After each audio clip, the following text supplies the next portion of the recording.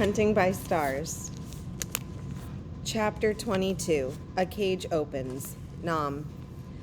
The stairs were a puzzle of sound and splinter, one that Nam knew well.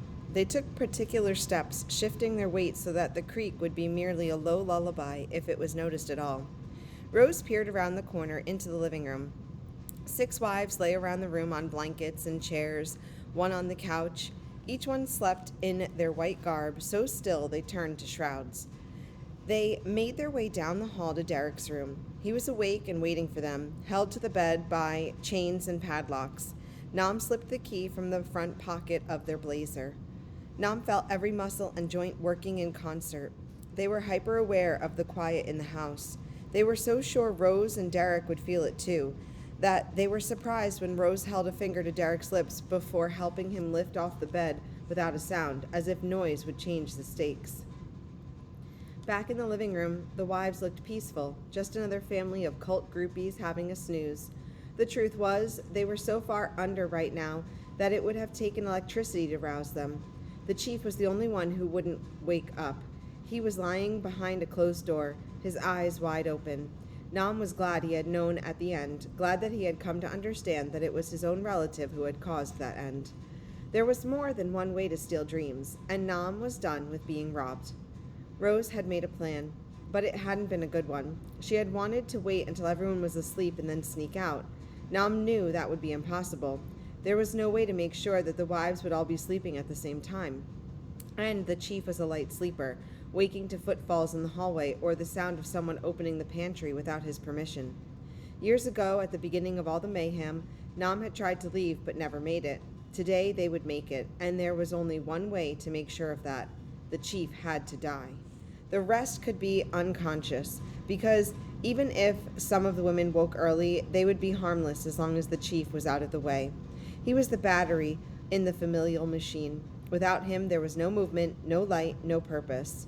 To make sure the plan had the best chance of taking, Nam had to proceed in stages. The first was morphine and their homemade liquor, already a mixture that made them slow and stupid. After the celebration, where Nam played heavy-handed bartender, came the ceremony, and then there was more morphine, this time mixed into Rose and Derek's blood. By then, the chief and his women were slurring and moving like litter caught in a current.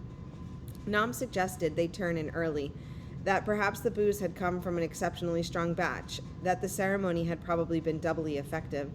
"Get to your beds," they told the group with false excitement. "The dreams are on the way." Half the wives cried, stumbling over chairs and the bubbles in the water-rotted rugs to get to their nests. The chief gathered Nam in his arms before he retired to his bedroom alone, his skin sweaty and cold at the same time. "You make everything possible, little bird. You are the original dream catcher. I hope you see prophecy tonight, like I did years ago when I first laid eyes upon you." Nam kept their eyes wide open and bore the revulsion of his touch by emptying everything of value from their mind, from their skin, leaving nothing for him to reach, not like before.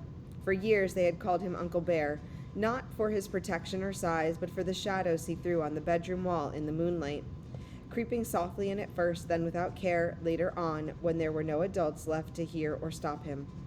"Good night, Uncle." Nam snapped their hand at their side, and the plastic bag unfurled. There were some signs that all was not well. Some gurgling, a gasp or two, the cacophony of a blind stumble into chamber pots around midnight, but all in all, it was without the pomp of the usual household ceremony. The wives wouldn't wake up for hours, maybe a whole day, and when they did, they'd be alone and useless. Maybe some would choose to join their leader. Maybe others would wander off into the woods. But no matter what happened now, they were no longer a threat. Nam read comics by candlelight while listening to the wives stumbling around, a few retching into bowls, one continually crying until she was breathing deep and heavy, hung over the arm of the couch. Nam took their time turning the pages, seeing more color now than they had ever noticed in the muted drawings.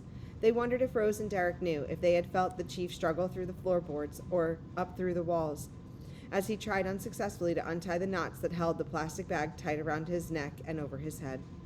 "You're just being paranoid," they told himself.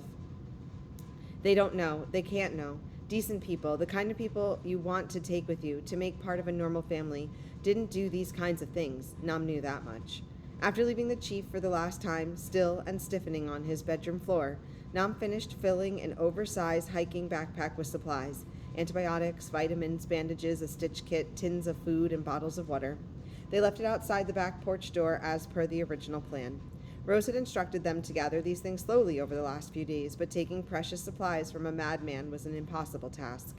It never would have worked, so they did it now, taking time to read labels and wrapping bottles in protective fabric. Then they went up to release Rose. Outside now, running through the overgrown yard toward the shadows of trees, Nam had a moment of panic for the first time, a sinking kind of fear that threatened to flush them away, out of reach. They turned around to look at the house, the windows dark, the left side sinking into the muddy earth. Nam, come on, we gotta go, Derek called in front of them. Rose waved them on, terror and excitement making her dark eyes shiny. One last look back. The house was just made of wood after all, not metal bars. The windows weren't fortified. The back screen swung wild in its hinges like a mute woman screaming, and this time they felt nothing. There were no eyes watching, no white ghosts floating, no bears stalking. There was just an old house being swallowed by the forest, one plank and one bone at a time. Coming! Nam jumped through the last knot of anxiety and off into the woods like a bird from an open cage.